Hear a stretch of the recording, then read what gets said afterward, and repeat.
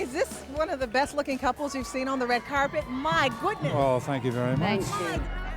One of Hollywood's most iconic couples, Natasha and Liam, met in 1993 playing love interests on the 1993 Broadway production of Anna Christie. While sparks flew for their characters, Natasha was married to her first husband, Robert Fox, but she would ultimately get divorced and fall in love with Liam.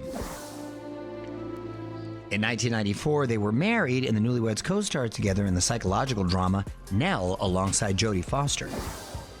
He's a very private man. With him, he can be, very charming, very affable, and he can be, a loner. They went on to welcome 2 children together, Michael and Daniel. I've never been away from my kids for very long, and it's tough. I miss them terribly. The beautiful diamonds and rubies are from Van Cleef. So Liam didn't give you the diamonds, huh? Of course I did. What was that? That was from my salary from Michael Collins. Natasha and Liam passionately supported each other's successful acting careers, as we saw in 1999 at Liam's Star Wars premiere. Han Solo or your husband? Tough choice, but I better go for my husband.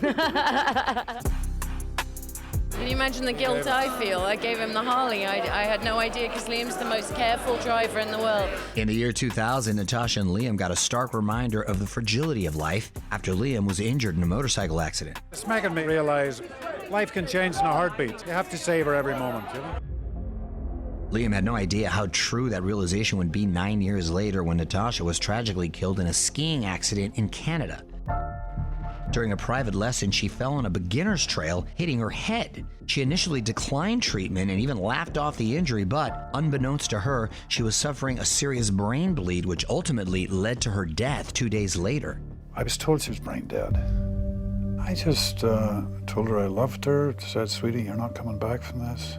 Liam gave a glimpse into the very private moment he said goodbye to his wife during a 2014 60 Minutes interview with Anderson Cooper. She and I had made a pact. If any of us got into a vegetative state, we pulled the plug, Natasha's death shocked Hollywood at her funeral in upstate New York. Liam and his loved ones walked to the front of the church and graciously allowed the press to photograph their moment of mourning.